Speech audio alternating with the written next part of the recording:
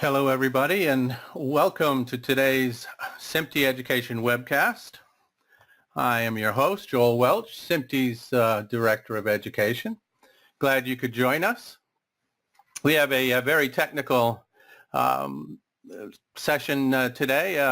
Have been working with our two speakers, who I'll introduce in a moment, and they have put together a very thorough, I think a rather deep coverage of ACES, and the topic is, of course, ACES 1.0 theory and practice.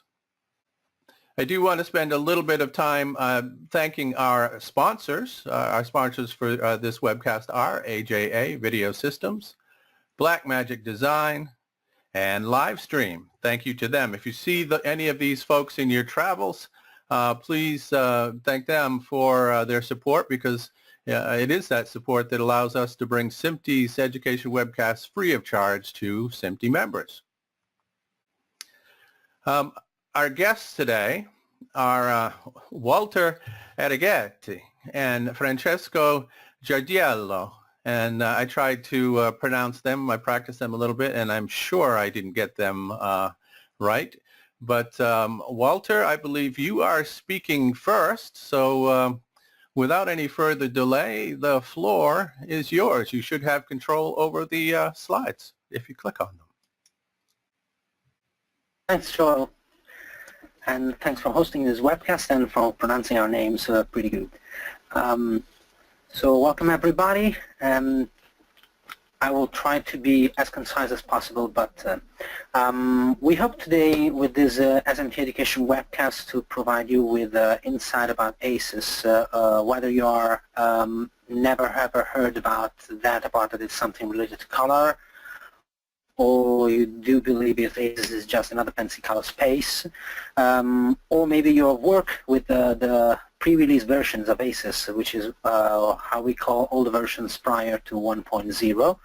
And we also hope by showing you how Francesco and I are using ACES currently on a feature film, how to make it possible to achieve a real production use of it. So, first of all, ACES stands by Academy Color Encoding System. Its original name was Image Interchange Framework, coined in 2004, and then in 2012 it was renamed as ACES.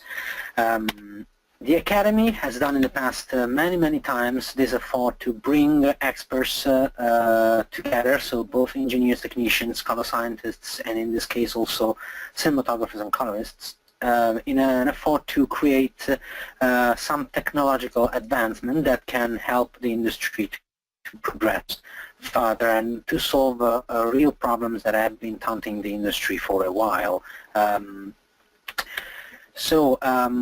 It is related, of course, to color for the industry, mainly theatrical but also animation and advertising.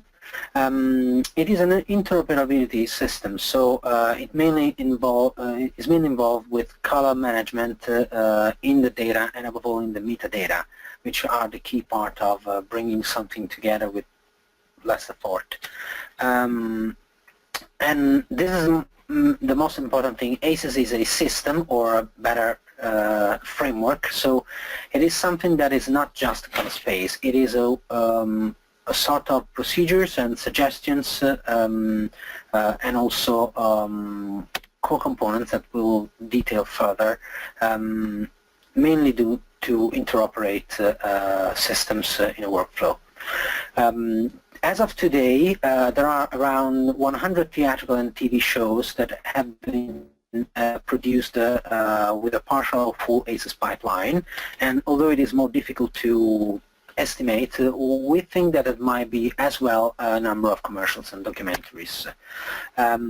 Some of these we know that are currently in production. We estimate there are around 10 full feature films being shot or post-produced as I speak that employ an ACES pipeline.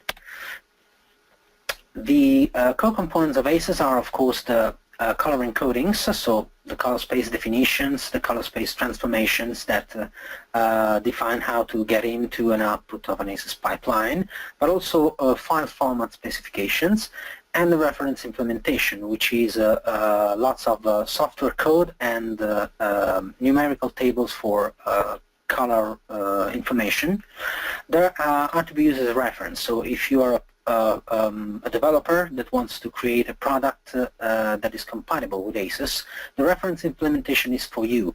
So if you produce your own code or your own tool that produces images that comply with the reference implementation, your product is likely to be interoperable with the other ones.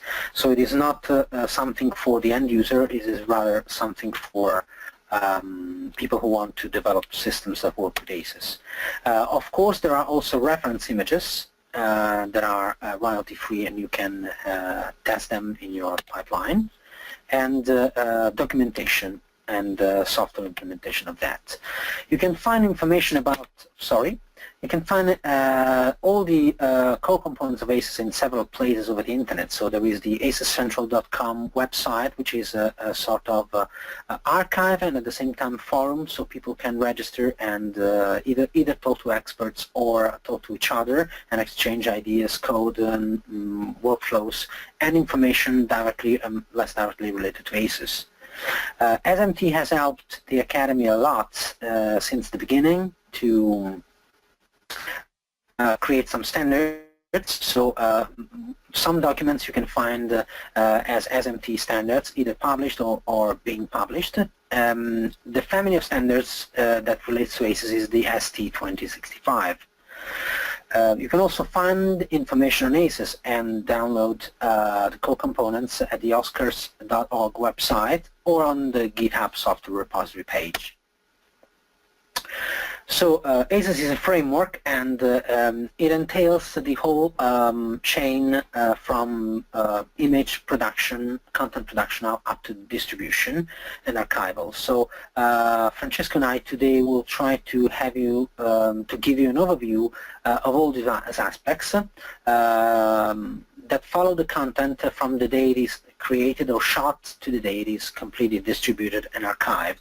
And particular attention must be paid to the central content processing phase, where there is post-production, but also the mastering and the VFX, which is usually in digital today is a turnaround where content is usually circulating among these three core components.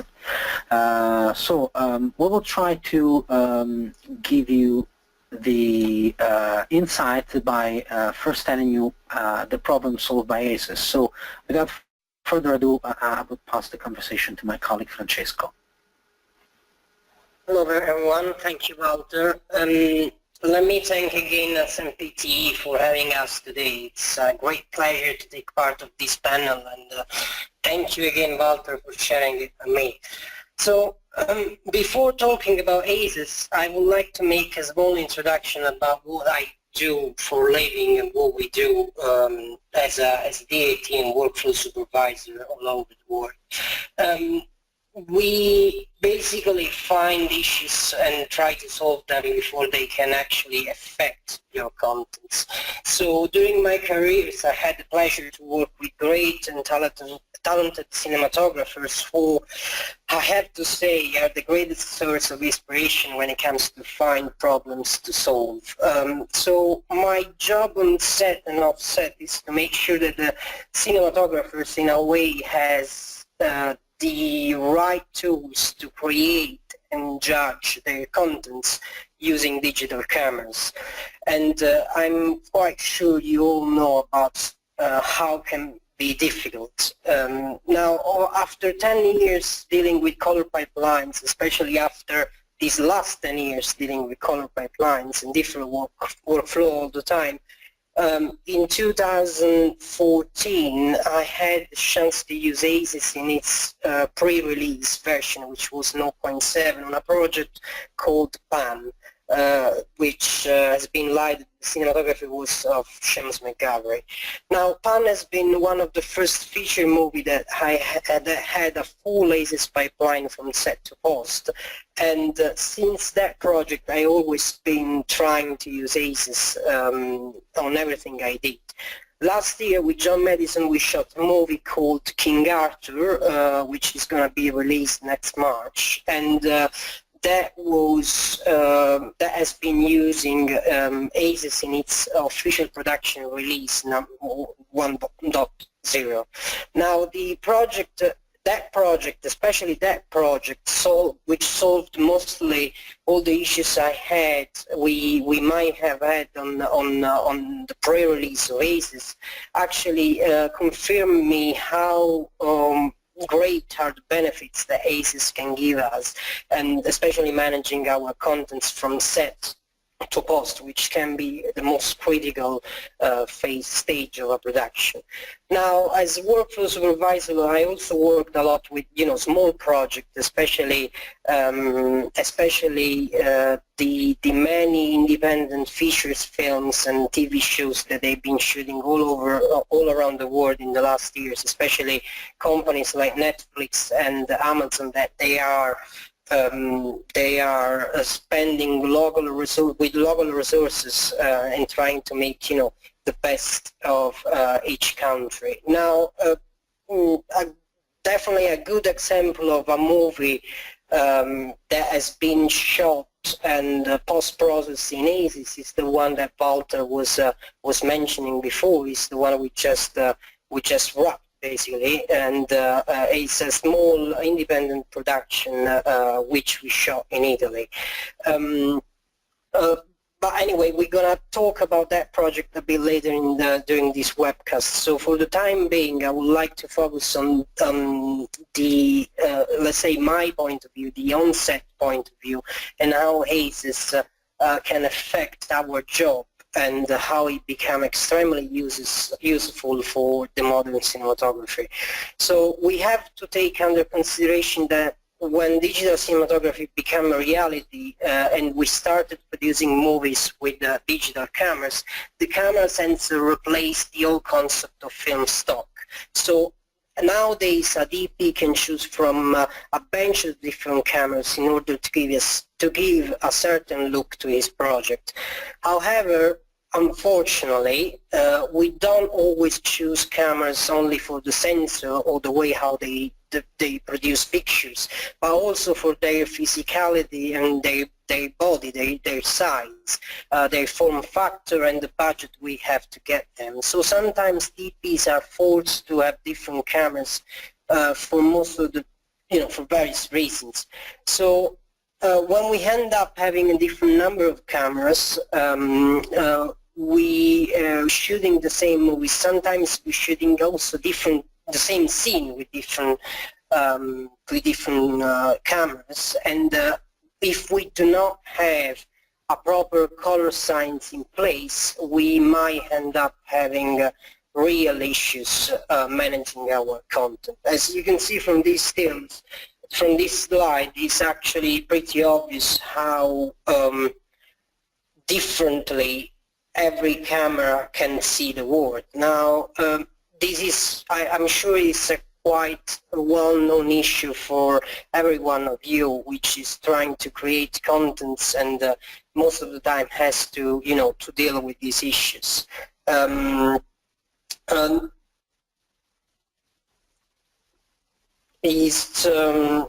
Sorry. So sometimes when we have great color scientists that can actually watch our back and make sure that everything is done correctly,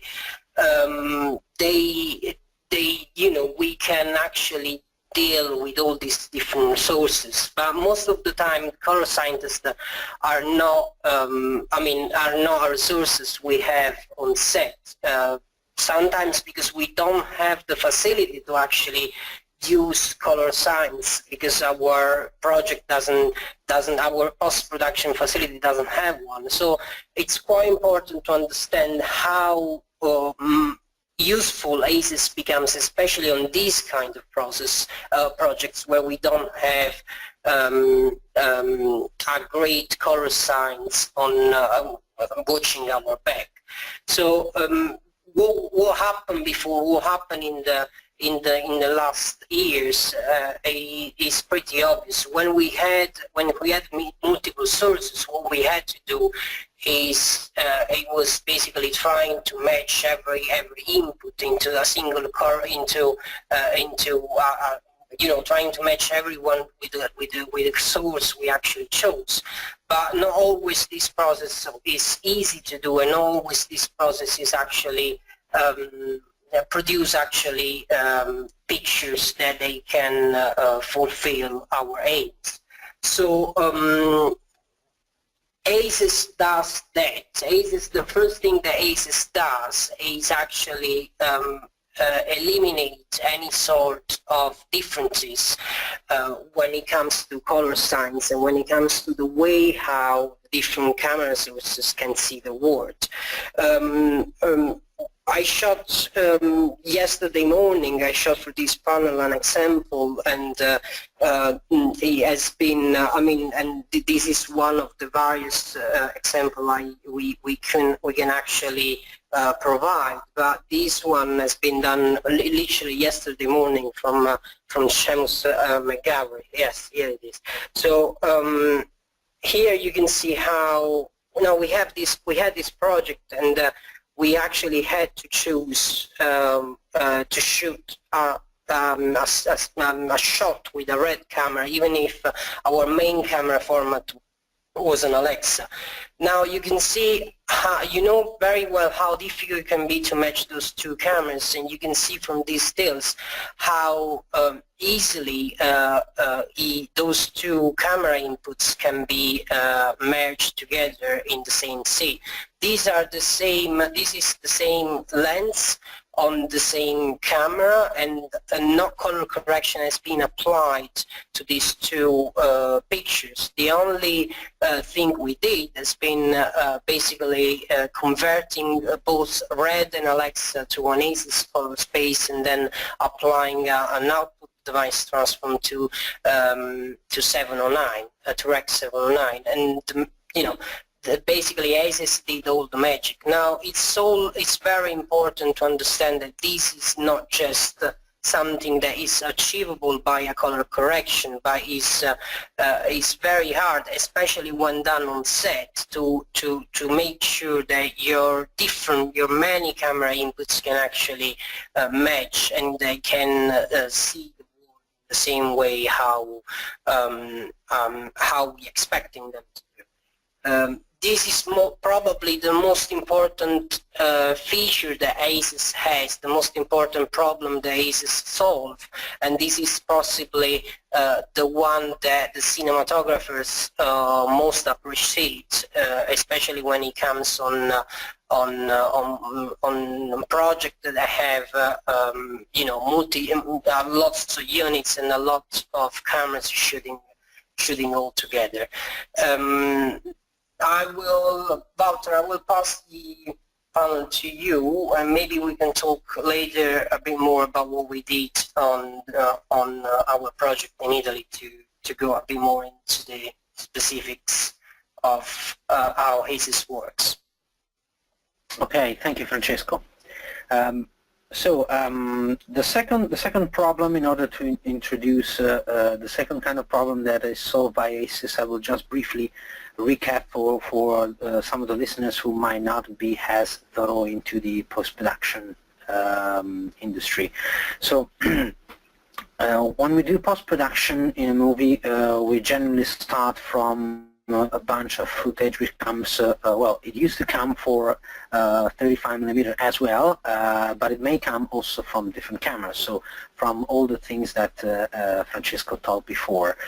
Each of these files are gathered in lots of formats, raw formats that are maybe more proprietary or not.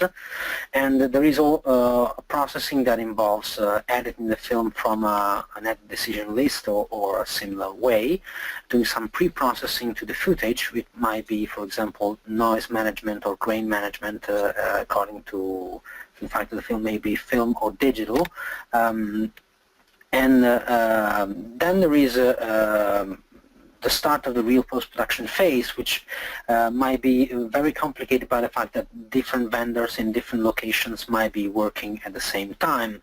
But usually the post-production is done by a color correction section and a VFX section, and VFX usually can be quite huge or not, and may take place in different places in different parts of the world at the same time.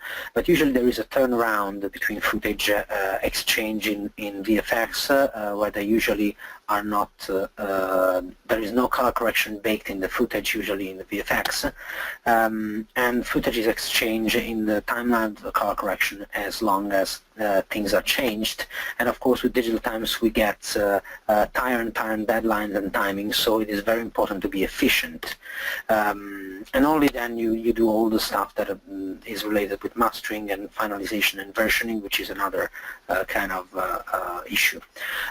So the problem here is that you have to cope with different tools from different vendors and manufacturers. Each of the tools may be comfortable in using a color pipeline different from the others, and if you go on a pipeline that is entailing more companies, each company has its own workflows and imaging pipelines.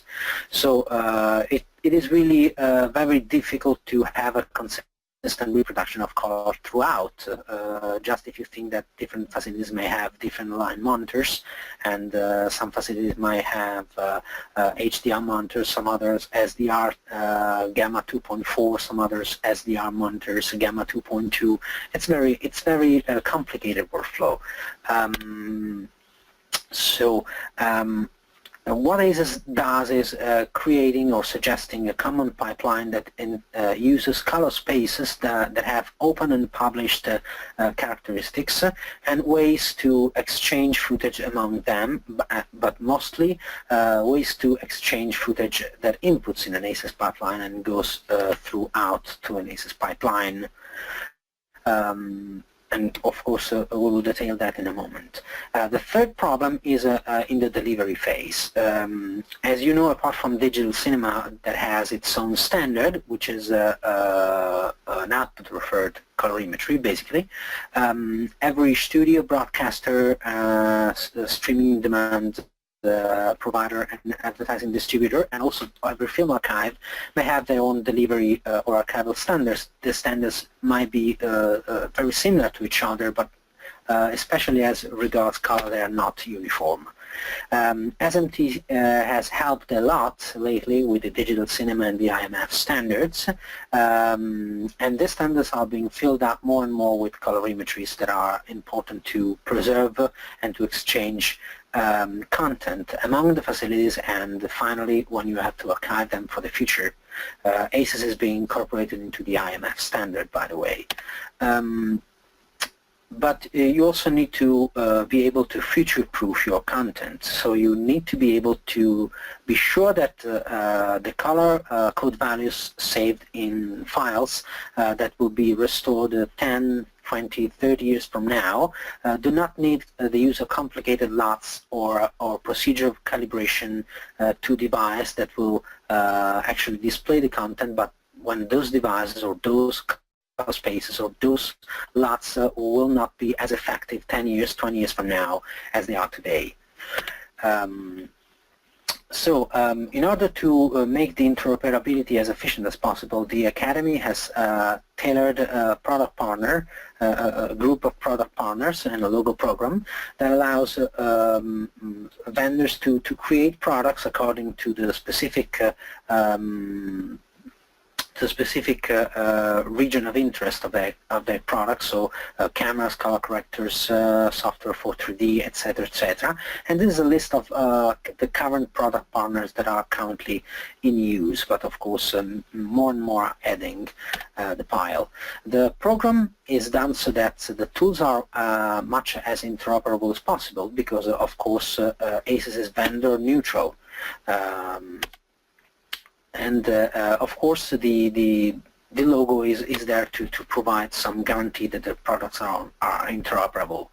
And new to ACES 1.0, there is also a user experience guideline that facilitates the use of this interoperable software and products. So one problem that we had in the past, for example, with the pre-release version of ACES, was that different products called things differently, or made the user experience so different that it was pretty straightforward to use ACES within a single product, but it was not as easy to create a whole pipeline with that. So the guidelines are there to help both product partners and end users to understand ACES.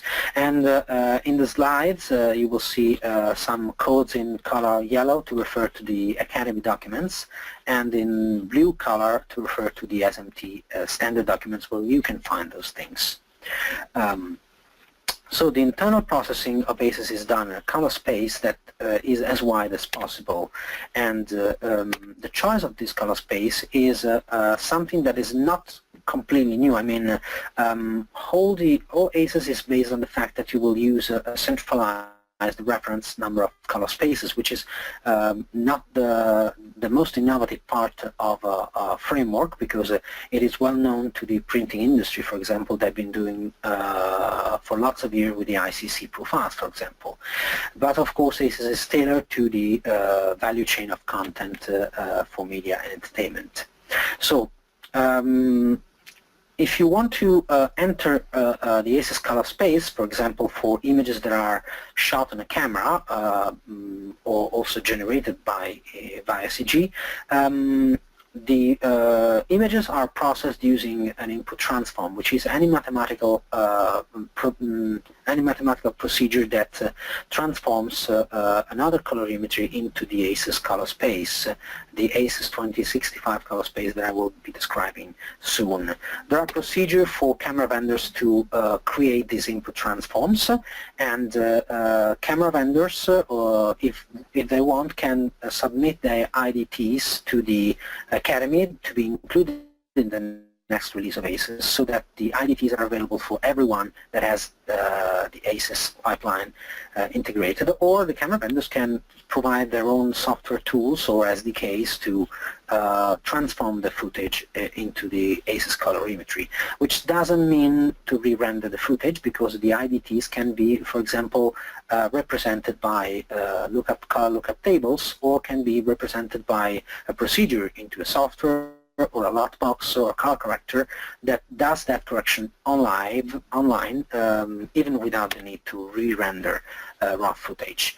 The use of these IDTs, for example, can be embedded into the software, so that it is as easy as picking up the original camera, and the metadata in the files will be read, and the current camera parameters, which are of course different from sensor to sensor and from camera to camera, can be picked up in a more or less automatic process. The same goes for the output to an ACES pipeline, because sooner or later you will have to display something, and the ACES color spaces, I very much want to stress this fact. No ACES color spaces are meant to be viewed without any transformation. We'll see in a moment why. So if you need to render something to a delivery format specification color space, or if you have to view that, there is an output transform, which basically is tailored to a different display colorimetry. To be a little bit more technical, the output transform is made of two components: a reference rendering transform, which is basically a transformation from a scene referred to a display referred space, a reference display space, plus an ODT part, which is different from color space and colorimetry to the other. The output to bus transforms can be effectively considered as the gateway outside of ACES, and products that implement that can implement with the same user experience for the input transform, and of course can implement them with the same user experience they are already tailoring in their product. So the use of output and input transforms can even be completely transparent to the user in some cases. So the color spaces are 5. They're all based on RGB additive model colorimetry, and all the spaces, this is very important, are scene referred, which means that the code values that you will represent in the ACES color space actually have some direct relation with the illumination of the scene that they're actually meant to represent. The color spaces can use, the 5 color spaces use either 2 of RGB gamuts, so 2 sets of primaries which are called AP0 and AP1. AP0 you can see in the graph on the left is as wide as to enclose the whole CIE chromaticity diagram, which means basically that the gamut of AP0 can represent every color stimuli that is perceivable by the average human observer. AP1 is a narrow gamut, but it's still considered a wide gamut primary set because it can be compared to, for example, current HDTV gamut, as you can see in the diagram on the right. The transfer characteristics are of 3 types. There is one linear transfer characteristics that is used in some of the 5 spaces, and there are 2 different logarithmic transfer characteristics. The reason why there are 5 color spaces is that for technical reasons, some products or some workflows need to work with color spaces with different characteristics. So there are 5 color spaces, but the transformations for switching between every couple of these 5 color spaces are completely open and mathematically described, so it is very straightforward to use them. There are some things to say, but I will detail that as we go through them. The ACES 25 color space is the one color space that existed prior to ACES 1.0 version, so it was previously referred incorrectly as a linear ACES or just the ACES color space. It is defined in the SMT standard 2065-1, hence is the name. It is the only color space that uses the AP0 primary, so it is the only color space that can represent every color in the CIE chromaticity diagram. And it is employing a linear transfer characteristics, which being scene referred space means it is a radiometrically linear space, or in the broadcast terms, it is a gamma 1.0 space, which means that a code value representing a scene which receives double the illumination has a double code value. This space is meant to be represented at least in a floating point digital representation of the code values that is at least 16 bits per channel wide, and it is so important as a storage of footage. It is the preferred color space for storage of footage. So there are actually 2 ways and 2 standards published to encode files in this color space. The first one is meant for frame sequences. It has files where each file is a frame. It employs the OpenEXR image file format with a specific set of metadata, of mandatory metadata, and an additional special flag which must be present into each file and set to true in order for the product partners product that honor the ACES color space to understand and interpret correctly the color space. I mean, technically it is possible to have an ACES 2065 image encoded in OpenEXR, just like that, but for consistency and in order to create products that can manage the colorimetry without having to do any color management assessment. The presence of this special flag, which is part of the standard 2065-4, is very important because, as we described before, ACES entails about metadata as well. There is also a standard that allows to embed ACES colorimetry inside the MXF file containers, and it is the standard ST2065-5. This is the format of reference for any storage and, above all, for a long-term archival. And you can easily see why, because of its wide gamut. Digital Cinema has a similar reference space, which is the CIE X prime Y prime Z prime, which is used for the Digital Cinema Masters, but that space is scene referred. The other color spaces are the ACES CG for computer graphics applications. This was conceived to have the AP1 primaries because these primaries are slightly bent towards what a color corrector, or in this case a compositing or image processing software using CG might process on a channel-by-channel basis in order to create images that are not color bent, and we'll see in a moment what I'm referring by that operations. It is still radiometrically linear because CG is usually done on an optical and physical basis, so it is the best way to represent the physical processing of light.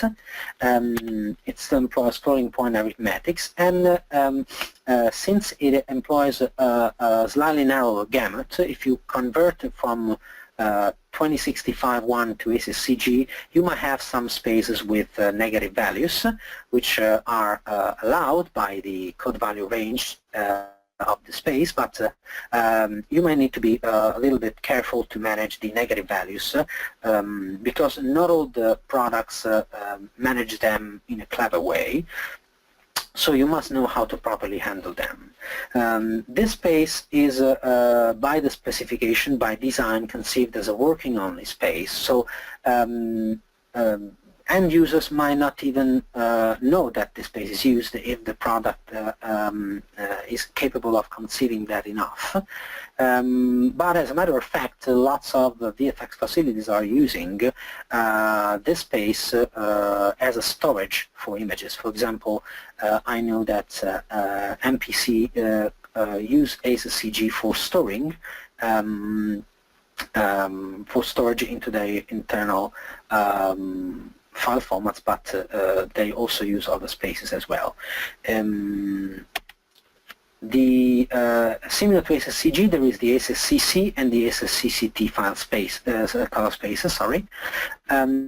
Those are created in order to be more facilitated with color grading operations, and this is why, although they use the AP1 primaries, the same as the ACES CG color space, they have a logarithmic transfer characteristics.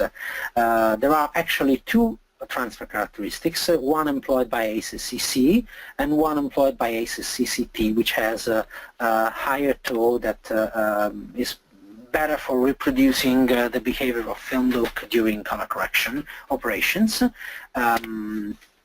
The ACES CC and CCT spaces are still floating point, and as ACES CG they are used as working only space, and so they should be used only for color grading operations. They are not meant for any files to be stored in that colorimetry. Then there is the ACES CG. Then there is the ACES proxy color space, which was meant for coping with devices that, for example, cannot handle floating point arithmetics. So, for example, LAT boxes, SDI cablings, and monitors, specifically for the on-set work. So this space is basically an integer equivalent of the ACES CC space in order to enable, for example, color correction on-set done with systems that are not full stack color correctors, and for this reason it is implemented in either 10 and 12 bits per channel representation.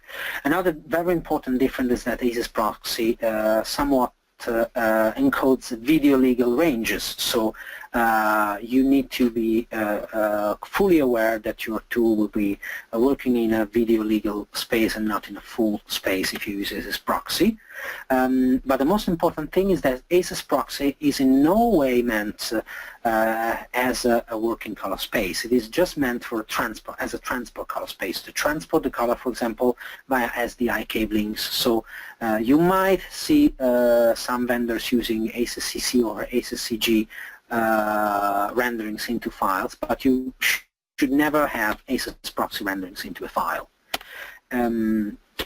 So another thing to be worried about is that ACES proxy is an integer representation of ACES CC, apart from the video legal range, but there is not yet an analog for ACES CCP space. This is a comparison of the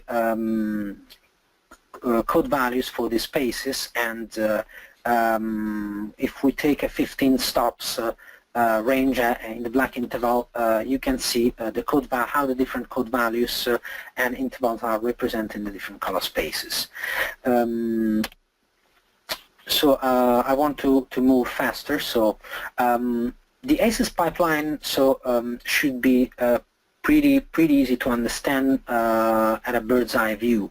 You need to process footage from either a film scanner or a camera, and your products will convert into an ACES color space. Internally, other spaces might be used for internal processing, and at the end of the pipeline there will be a conversion to the output delivery format, so to the output devices like projectors and screens.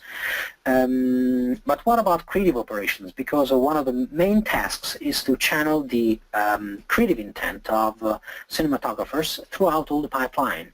So every color correction operations that is not specifically technical, so for example excluding the input transforms and the output transforms, can be represented by a look modification transform, which is another kind of mathematical representation that can be tailored and can be stacked on top of each other on the image to represent any kind of creative aspects. The examples of look modification transforms might be, for example, predefined looks or formulas done to enable specific looks, which is the most common case, or color decision lists that come from color correction on the set when they are represented in the color correction theater, but also mathematical color correction operations as long as they apply to the whole image. So if you do a mask or a power window, the look modification transform is not capable of representing that, but if you apply a standard look, even not representable by a color LUT, for example, that is yet to be considered a look modification transform. In order to just give you a preview of the color space, of the difference in these color spaces, I asked some colleagues to prepare some compare slides. I want to stress the fact that none of these spaces, apart from sRGB, are meant to be displayed to you, because we cannot make any assumptions to the end monitors where you are looking this webcast from, because we cannot make any assumption to any color management pipeline that is across my PowerPoint slides and your monitor, and mostly because the colorimetries that these spaces represent are not meant for direct visualization, but this is just to give you an overview of what happens internally in ACES and non-ACES pipelines. So for example, if any of you have worked with digital cinema before, you might be pretty familiar with this kind of comparison. The DCI XYZ space employs a different kind of primaries. So the primary for red encodes the logarithmic representation of X channel, and so on and so on. So that is why the image is so much color bent, because actually the red, green, and blue channels in a file do not represent red, green, and blue values, but rather XYZ values. This can be seen if we compare an ACES 2065 image that is not passed passing through an output transform. So you can see that there is pretty much color difference because of the difference into the primaries used, and there is also contrast difference because of the linearity in the gamma. But as I said, if we use an ASSCC space as a reference, you will see, of course, the logarithmic transfer characteristics are different, and the use of AP1 primaries make the color look different. And also you can see on the parade that the use of code values from one space to the other is very different. ASUS 2065 encodes using range, whereas ASSCC uses another range. The same goes if we compare images with different characteristics. I will go very quickly on this just to show you the difference with standard color spaces. But if you use an ASUS color space, as Francesco gave you on the set, so if you channel every input colorimetry to an input transform, and then you channel that to an output transform that is tailored to your output device, all these color spaces will basically look the same. These images are just to show the raw difference between the color spaces if you do not color manage the process. But of course we are in a color management process, so we really need to be viewing the spaces for what they are. So in a complete color managed context. The way we do color correction in traditional way is that in a non-ASUS color management framework is that we work with the original raw colorimetry of the camera, which is usually some log encoding, and during the color correction phase there is some color correction applied directly over this log space. For example, the CDLs that go from the set, which are the basically color correction metadata that are generated on set or near set, passed through the post-production lab that reapplies those color correction values so that the real color correction can start at least from a baseline reference.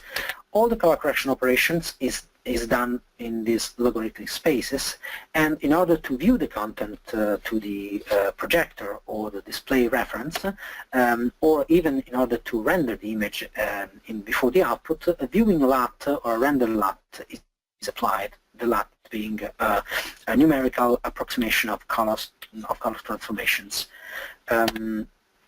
The ASUS color correction pipeline, of course, all the color stack can be and usually is represented by a single 3D LUT, but according to how your 3D LUT is mathematically represented, you may or may not get good results. So we usually see very improper use of 3D LUTs. In an ASUS color stack, we do something really similar to that. The standard colorimetry of the camera is usually supposed to be logarithmic, some sort of logarithmic space, but by the use of an input transform, which may be applied directly to any software that processes that footage. So it might be really an invisible process where no actual rendering of the footage takes place. The colorimetry of the image is brought into the SMT, into the ASUS 2065-1 color space. That is the color space where all the images are processed, apart in the case of color correction, where an invisible ASUS 2065 to ASSCC or CCT conversion is applied, usually internally by the color corrector, so you won't be even seeing that transformation. And that transformation is done just to represent the color correction operations that are best applied in an algorithmic way. The CDLs done on set on ASUS proxy can thus be applied over ASSCC color space.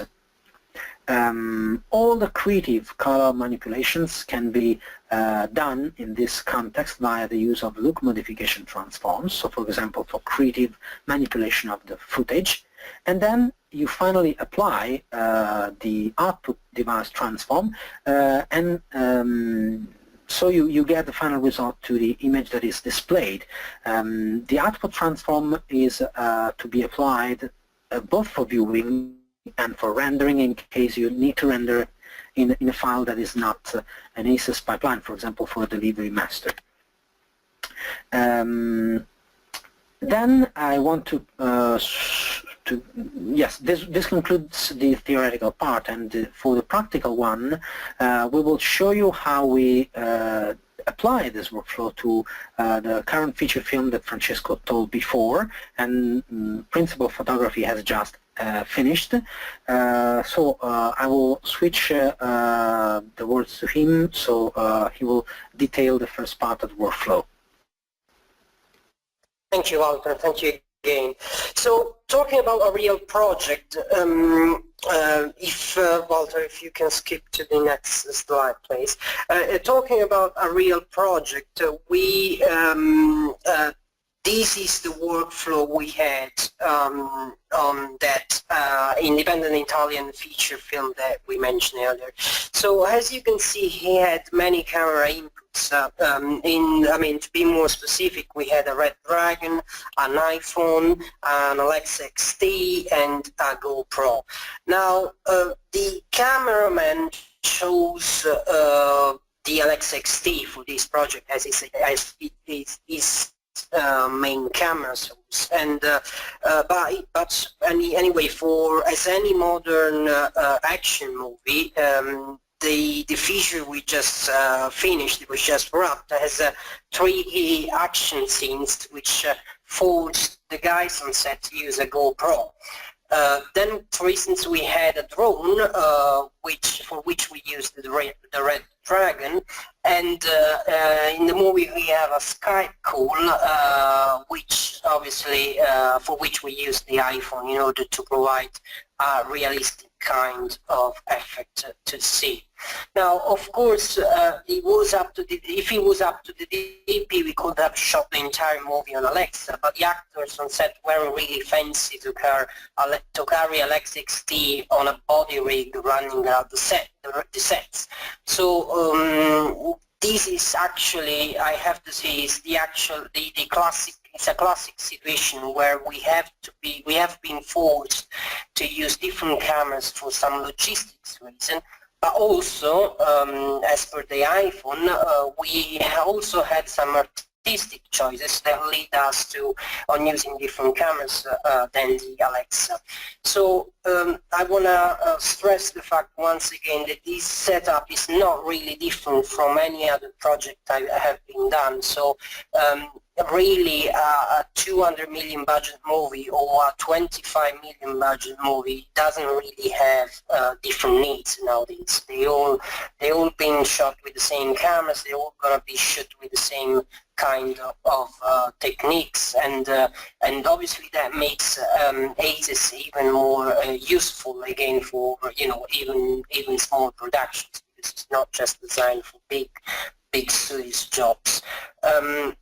So as for the ACES specification, the first step of the workflow is to transform the input signal into ACES. Now, apart from the Red camera, none of the cameras we had on set was able to process to generate an SDI feed under an ACES proxy specification. So every camera involved actually provided a different output signal. For instance, of course, the Alexa provided a lot C, the iPhone generates an sRGB with 2.2 video gamma. The GoPro is quite a bit tricky with its Pro Tune, and so only the Red Dragon has the ability to do the pair straight to ACES, providing an ACES proxy feed on set. The other big element which we had to take care about is the fact that we have to take under consideration the fact that our colorist wanted to use a logarithmic gamma to grade the movie. So as Walter was explaining before, we chose to use as our working space ACES-CC for that very reason. And last but not least, our DAT decided to use a live grade software from Pomfort as its own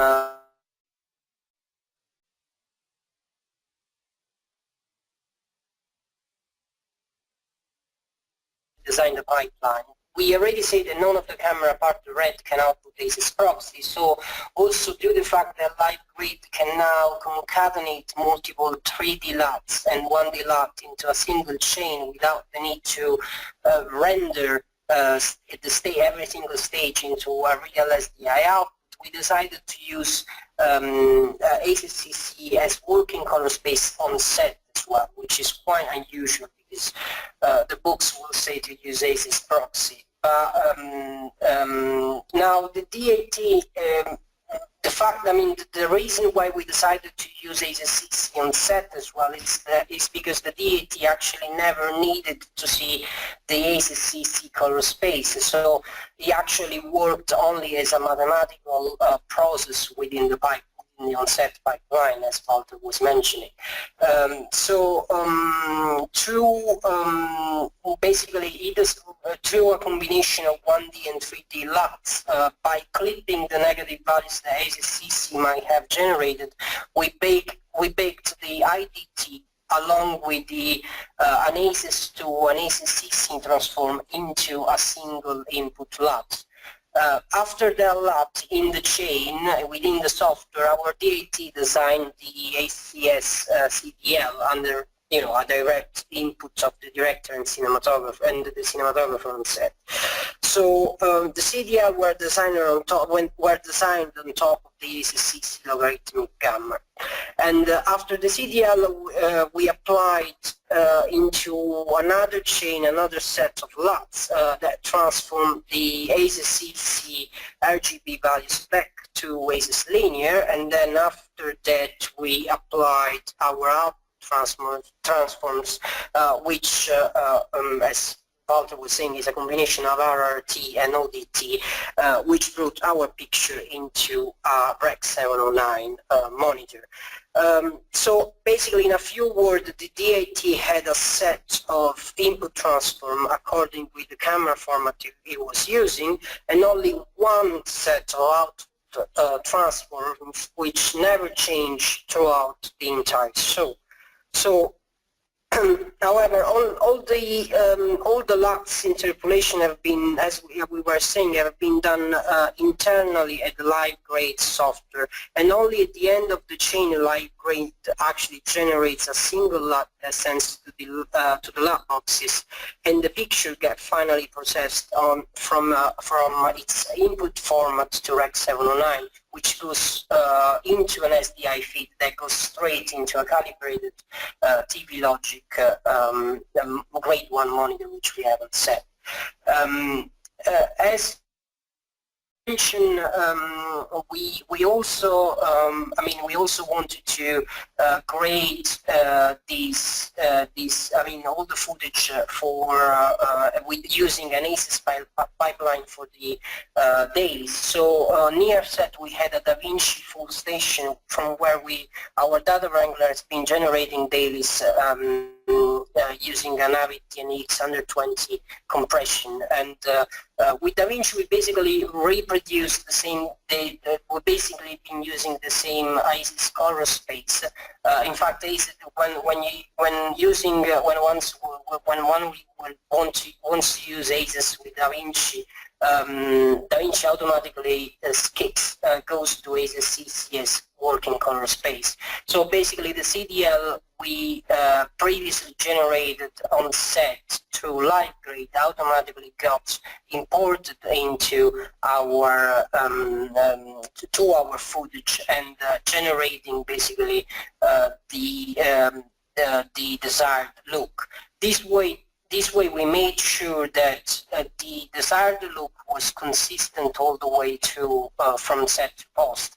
And I really think that nowadays it's really important that cinematographers can rely on what they see on set, because they can actually start experimenting again as they used to do on film, rather than looking for the right exposure without actually trying to do anything really that really excites them.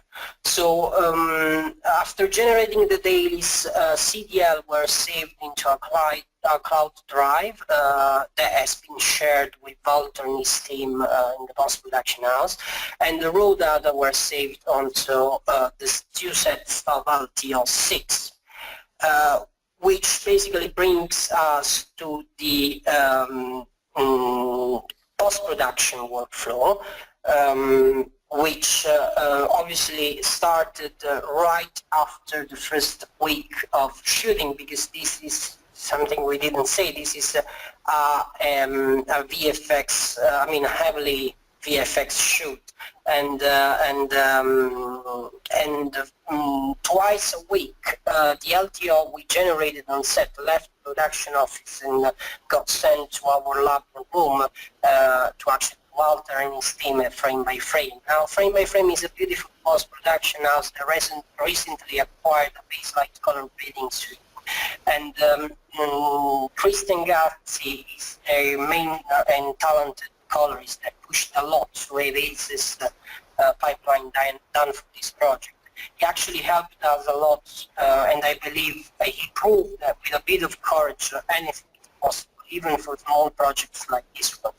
Anyway, once the LTO arrived at the lab, Walter took care of archiving them into their vault, and Frame by Frame used they have their own in-house VFX facility that will in the future is taking care of the VFX. I will leave Walter explaining this bit of the workflow. Thank you, Francesco. Since we are wrapping up for today, I will try to be very, very, very fast. I don't know, Joel, if we can speak for a few minutes again. Yes, please feel free to continue. We will go over a little bit. Well, we've gone over a minute already. But just before you do, I'd like to ask our participants to please ask a question. If you're logged into YouTube, you can ask the question using the chat, or if you are a Twitter user, you can tweet, send it to @SMPTEconnect, @SMPTEconnect. Okay, thank you. So as Francesco said, Frame by Frame, which is the post-production house where I'm Chief Technology Officer, is doing both the post-production and the VFX for this project.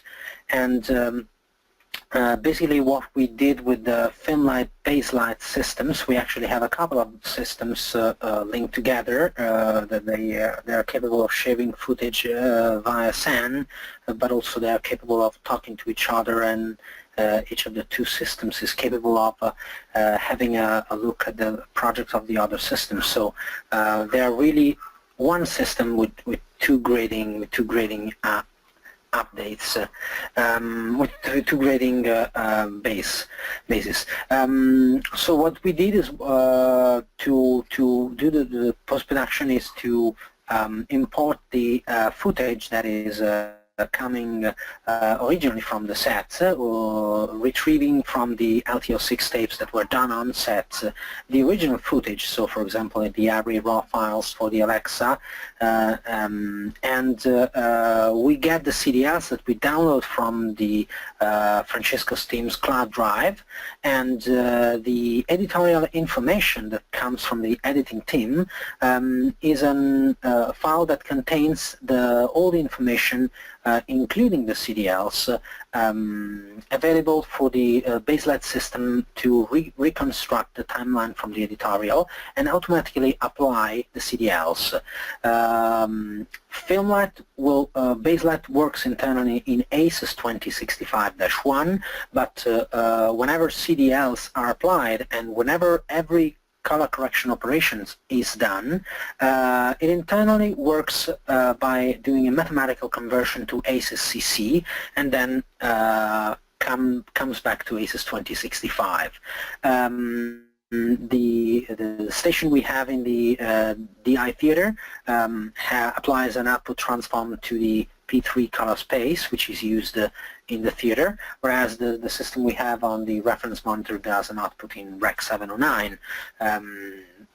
Then when we archive all the projects, we will do an archival in ACES 2065-4, so in OpenEXR sequences with the correct metadata, and we'll do the archive on LTO7 tapes. Okay, the VFX will be partly done in ACES and partly not in ACES according to different products, but let's keep that for a moment, and I will really like to describe this kind of colorimetry and color process. So there is the IDT that is applied independently on baselight. So, for example, if we have a LOXY encoded image from an array raw frame, the color correction system is capable of automatically applying the color transformation without doing any render. And as much as the color correction operation only is concerned, there is an internal conversion to ACES-CC where all the color correction is applied. And the output to the final color space. We did the tests before rolling this project. So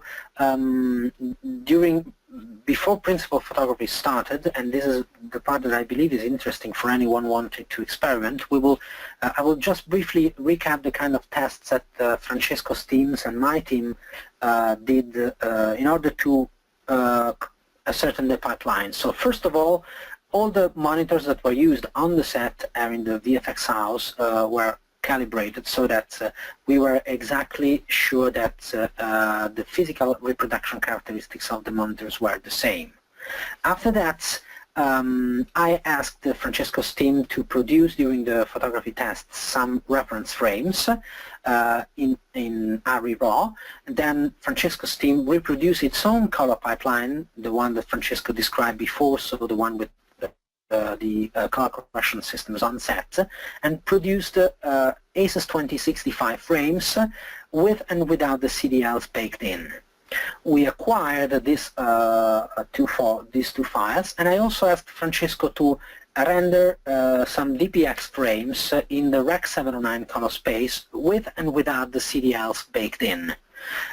We acquired those footage and we repeated the same pipeline with our own color correction system. So for a moment we discarded the OpenEXR and the DPX renders that Francesco did, also because in the real world Francesco's teams wouldn't render any frames, but we used those frames using Francesco's tools, for example the DaVinci Resolve, to make sure that the pipeline was correct. Then we compared the ADAM T2065-4 OpenEXRs with and without the CDLs and the Rec 709 with and without the CDLs baked in with the same systems that we own produced. And what we obtained was a comparison of the frames. So we use the standard image processing software to make sure that the colorimetry was the same. If we make a difference of the image, we can see on the right you can see the difference between an image produced by the on-set department and one produced by us.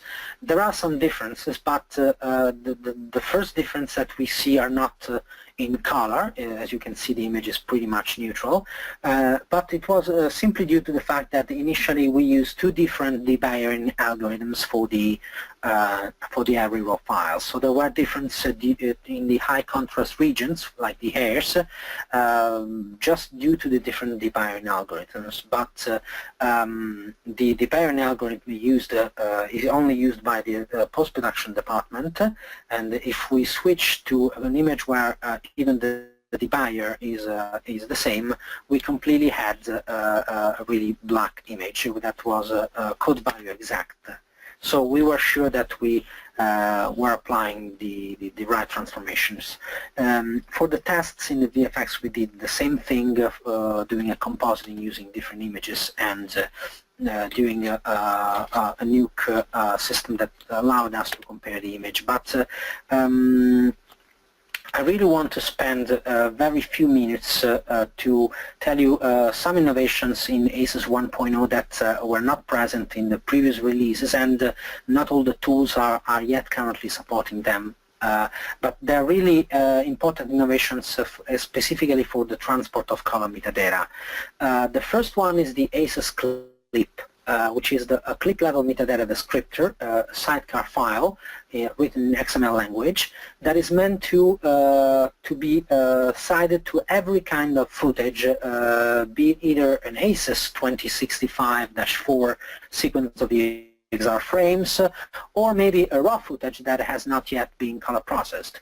This sidecar file should represent in a consistent way all the color metadata, like the past history of color transformations that are baked in the file, the current colorimetry, and the intended output and viewing environment for that clip. In a word, I like to say, as I've been part of the ACES developing team covered by the Academy since 2012, as I like to call it, a color pedigree of the image. The reason why an external file would be needed is especially for file formats that are not ACES compliant, as they might have differences in the amount of metadata and in the way in which those metadata are carried over into the internal of the file format. So an external file format that is uniform can help provide all the information that might be represented or might not be represented into the original file. This clip container, of course, may contain all the metadata, and it is very important for a product that supports that to honor those metadata and be sure that the clip container is transported consistently. In order to avoid that the clip containers are improperly handled, they are sided with UUIDs, unique identifiers, so that they might also reference the original footage. Another system, but this is not for production, is rather meant for developers of ACES, is the color transformation language. You can find color transformation language codes in the form of CTL files in the ACES representations in the code on GitHub or to the Academy website. It is a common language to represent color transformations. It is usually intended only for developers to represent in a unique way all the color transformations, but there are products that can actually interpret and generate color transformation language files to be used as in real production environments. And the last product in the ACES 1.0 specification is the common LUT format. It is effectively a LUT format that existed before ACES. It was just picked up as a completely open source and extensible LUT format based on XML that allows to represent every color operation related to ACES, but can also be used for non-ACES workflows. In a common LUT format file, CLF, there can be several 1D or 3D LUTs color mappings, CDLs, or more elementary color transformations like RGB matrices. And usually the common LUT format was needed because if you have ever worked with color correction software, you might have noticed that not all the LUT formats that the products use have the same degree and depth in the metadata that they represent. So usually you might have a LUT that has not self-description enough to be usable. So the common LUT format comes in helping for that kind of problems, and there are already lots of product partners that directly support this common LUT format both in input and in output. I think that we've said everything about that, so I hope that this was enough clear. So without further ado, I would leave the word to Joel, and thank you everybody for listening. Thank you very much. Both Francesco and Walter. I think you'll agree that this was a fast-paced, information-packed presentation, and I hope you found value in it. I'd like to invite everybody to go ahead and ask a question. We do have the opportunity here to let me just find the right button there. We do have an opportunity here while they're here to ask questions, and we do have one from Pierre. Pierre asks, did you experience noise problems in shadows when grading in ACES CC?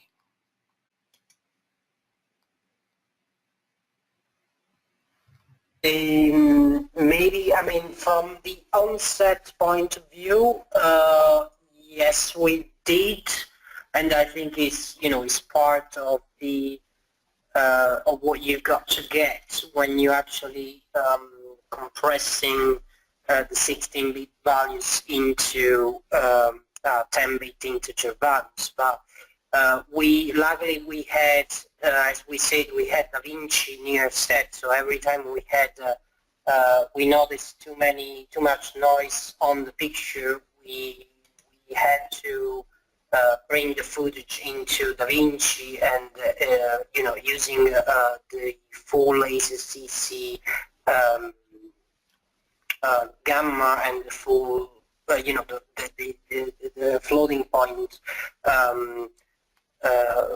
the floating point data, we actually checked that there wasn't any noise on the real information, the real data.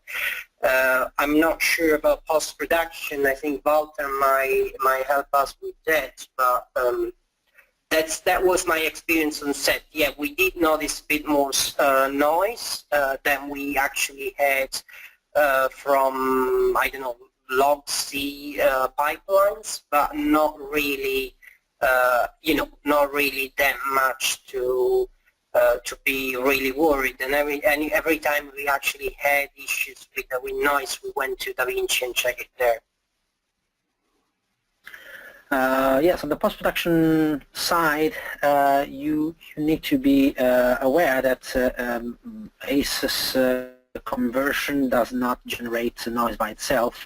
Having said that, the noise that may be there is due to the logarithmic transfer. So if you employ fully logarithmic transfer characteristics, you may get some noise, but it is a problem that might be overwhelmed during a color correction phase or a noise reduction phase or a grain management phase. And usually there are some techniques used by colorists to manage that, but in this case we didn't see, as Francesco said, really higher number of noise. It really depends on the noise that is present into the file when they are shot. Very good. That actually is the only question that we have.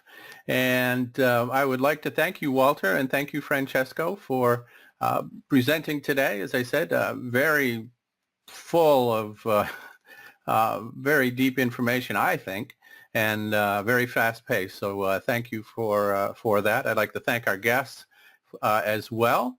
I also do need to thank our sponsors, AJA Video Systems, Blackmagic Design, and Livestream for their support of SMPTE and SMPTE Education.